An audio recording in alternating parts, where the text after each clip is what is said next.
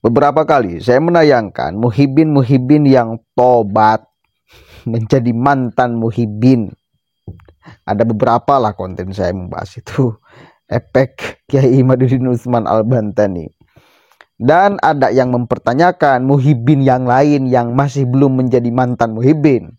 Kata si muhibin ini, oh ente mengarang pernah menjadi muhibin. Jujur aja, ente belum pernah menjadi muhibin. Kenapa ngaku-ngaku pernah menjadi muhibin? Nah, lalu si mantan muhibinnya ini menunjukkan bukti bahwa dia pernah menjadi muhibin. Bahkan punya jaket Majelis Rasulullah. Yang saya tahu Majelis Pembela Rasul itu didirikan oleh Bahar Smith ya. Ya berarti kan si muhibin ini si mantan muhibin ini adalah muhibin. Aduh, banyak muhibin sekarang ya. Muhibin Bahar Smith atau mantan muhibin Bahar Smith sekarang. Itu ya. Coba dengarkan dulu sama-sama dan kita akan lihat bukti-buktinya. Kalau muhibin sudah punya jaket Majelis Pembela Rasulullah, Majelis Rasulullah, ya berarti kan muhibin akut, muhibin fanatik. Ada kan muhibin itu yang tak peduli atribut-atribut itu, yang penting jadi muhibin aja.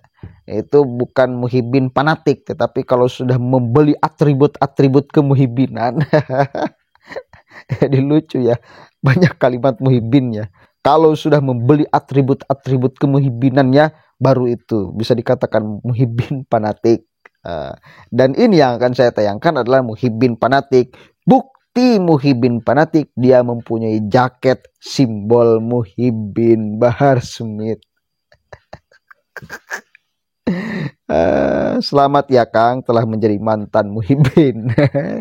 Coba kita dengarkan dulu sama-sama dan kita akan lihat bukti-buktinya bahwa dia pernah menjadi muhibin dan sekarang menjadi mantan muhibin. Takbir. Assalamualaikum warahmatullahi wabarakatuh. Allahumma sholli ala sayyidina Muhammad wa ala ali sayyidina Muhammad. Amma ba'du. Sahabat yang masih mencintai negara Republik Indonesia, nih saya mantan muhibin. Ada yang bilang di saat misalkan saya bukan mantan muhibin, ini siapa yang tahu dengan jaket ini? Ini udah berapa tahun ini?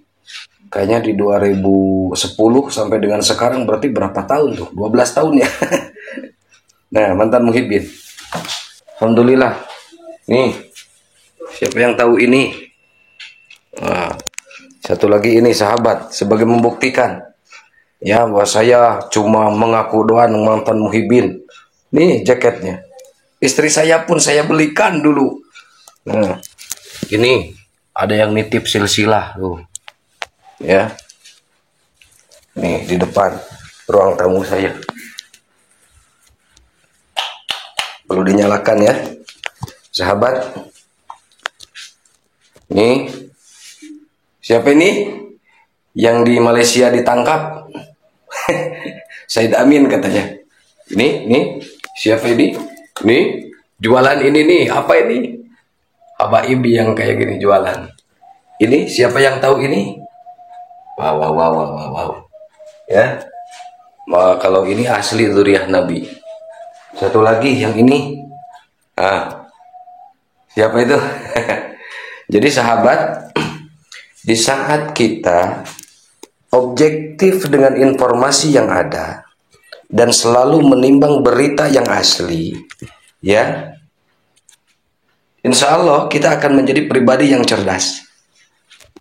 Ya, silakan kita lepas semuanya antara habaib dengan Bani Wali Songo. Lalu kita mempelajari tentang kisruh nasab ini melalui versi yang adil. Karena sekarang banyak pakar yang ikut nimbrung ya di polemik nasab ini. Silakan Anda pelajari dari versi sejarah.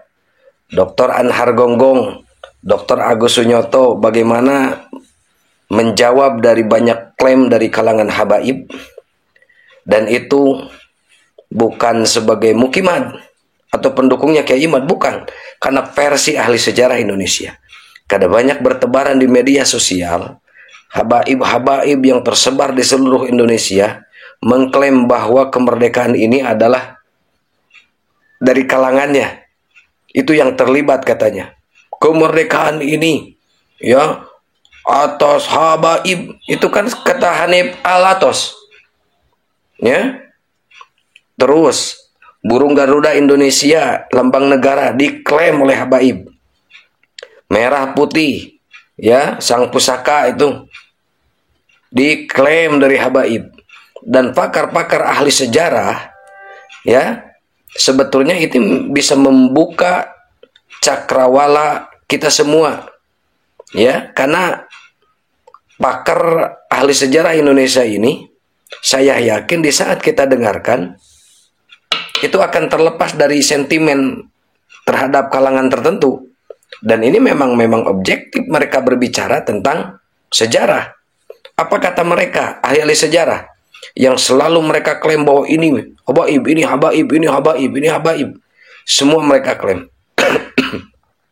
Pakar ahli sejarah menjelaskan bahwa apa yang diklaim oleh habaib itu adalah kedustaan semuanya. Itu kan seperti itu. Terus dari pakar ahli filologi, Dr. Manahem Ali, mereka menjelaskan, dan itu sangat adil menurut saya. Dan ini sangat membuka cakrawala saya, kenapa saya tobat menjadi muhibin.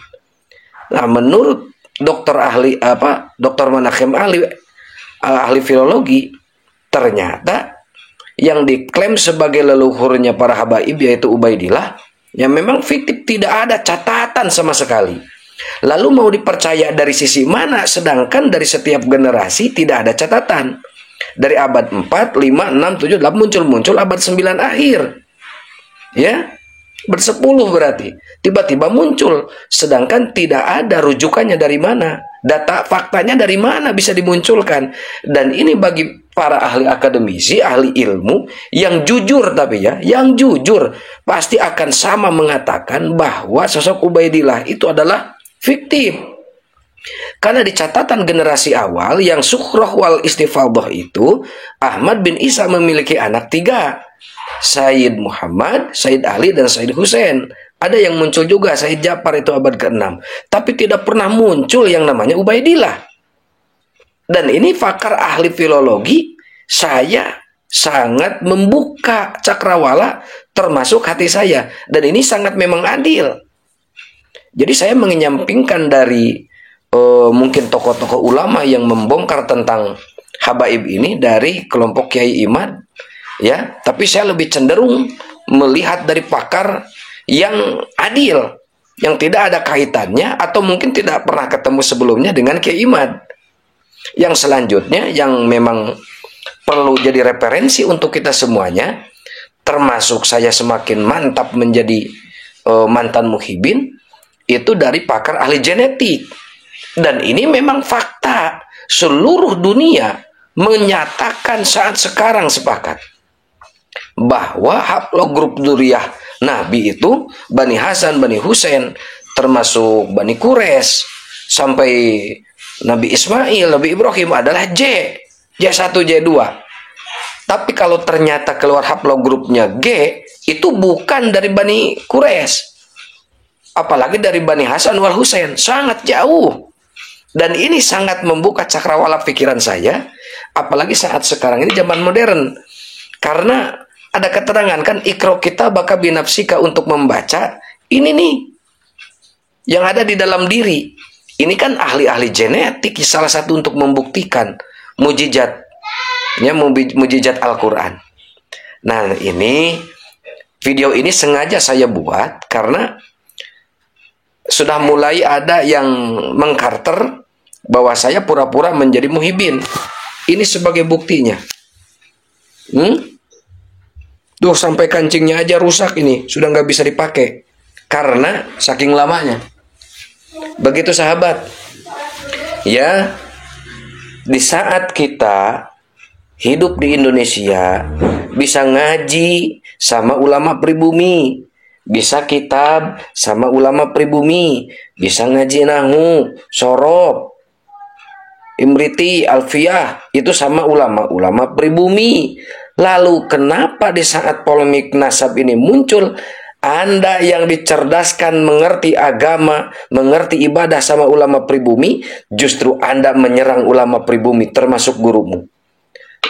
Anda tidak sadar bahwa dari kalangan mereka habaib sangat merendahkan dan meleceh, bahkan menghina gurumu yang mengajar kita ini mengerti tentang agama.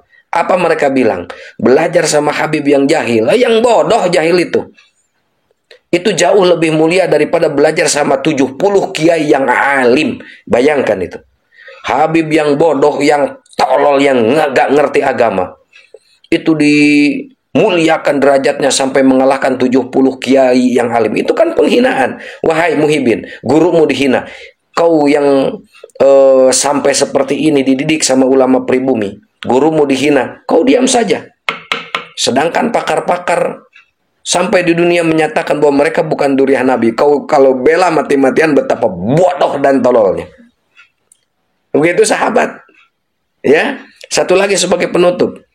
Bertebaran itu media sosial. Ada satu Habib yang bilang, telapak kaki Habib yang bodoh, itu yang maksiat, yang zina, pemabuk, itu telapak kakinya meskipun kotor, jauh lebih mulia daripada kepala kiai yang pakai sorban. Itu bayangkan telapak kaki Habib yang bodoh, yang jahil maksiat, penuh dosa, itu lebih mulia kok dibandingkan dengan kepala kiai yang pakai sorban. Bukankah itu bentuk penghinaan? Sadarlah wahai pribumi, sadarlah wahai sahabat, gurumu yang mengajar dirimu mengerti tentang agama dan cara ibadah dihina. Kau diam saja, kau malah membela yang menghina gurumu. Bukankah kita ingin mendapatkan ilmu yang berkah manfaat? Salam waras. Karena kita dikasih akal sama Allah. Kenapa manusia diciptakan sebagai makhluk yang paling mulia dan sempurna? Nih. Karena ada akal. Semoga ini menjadi video jawaban. Takutnya ada yang menyangka bahwa saya pura-pura menjadi muhibin. Itu sebagai buktinya di depan ruang tamu banyak foto, sengaja saya belum copot. Sebagai membuktikan bahwa saya memang benar-benar muhibin dahulu. Dan ini buktinya nih. Waktu dulu Habib Umar datang pertama kali ke Indonesia. Nih di Monas. Ya. Hadir. Saya ikut terlibat situ hadir. Nggak tahu tahun berapa itu, lupa lagi saya ya, karena sudah lama itu. Waktu di Monas pertama kali itu. Alhamdulillah saya berangkat dari Bandung. Wah, sekian dulu sahabat. Semoga ini menjadi inspirasi bagi sahabat-sahabat yang mungkin masih bimbang. Ya, semoga Allah memberikan taufik dan hidayah kepada kita semuanya. Sehingga kita menjadi manusia yang mulia dan sempurna sesuai dengan firman Allah. Bahwa kita diciptakan makhluk yang mulia, qad karamna bani Adam.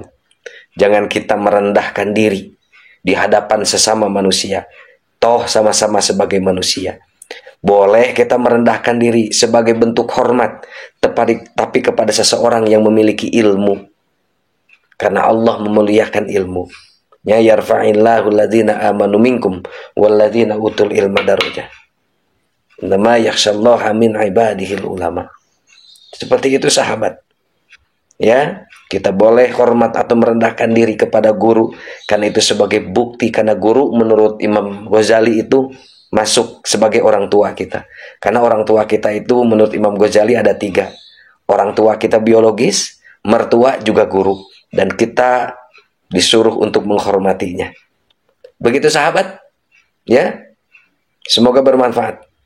Wassalamualaikum warahmatullahi wabarakatuh. Oh ya, lupa, apabila ingin disebarkan, diluaskan, direupload, silakan.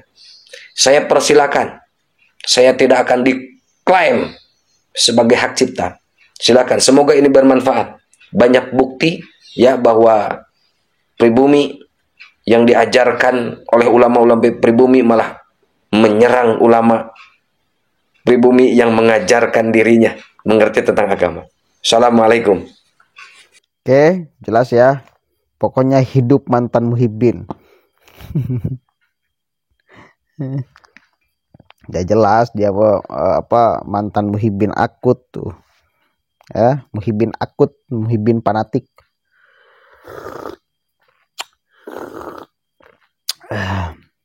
Di rumahnya foto Habib semua. Agustino Maha Suci. Ini penting sekali lagi kita tayangkan mantan muhibin ini, supaya menjadi transfer kesadaran kepada muhibin yang lain, agar copot dulu gelar muhibinnya lalu Anda lihat realitas yang ada. Kan itu simpel aja. Kalau Anda mau berada di jalan yang benar, copot dulu tuh gelar muhibinnya biar otak Anda bisa berfungsi secara maksimal. Kalau sudah berfungsi secara maksimal kan bakal bisa melihat mana yang baik, mana yang buruk, mana yang benar, mana yang salah, mana yang hak, mana yang batil. Kan itu ya. Begitu dong. Taruh dulu lah 1 jam 2 jam tuh muhibinnya. Itu syarat akan berada masuk dalam jalan kebenaran, itu mencopot dulu itunya. Mudah-mudahan ada manfaatnya. Satu kali lagi, hidup mantan muhibin. Assalamualaikum warahmatullahi wabarakatuh.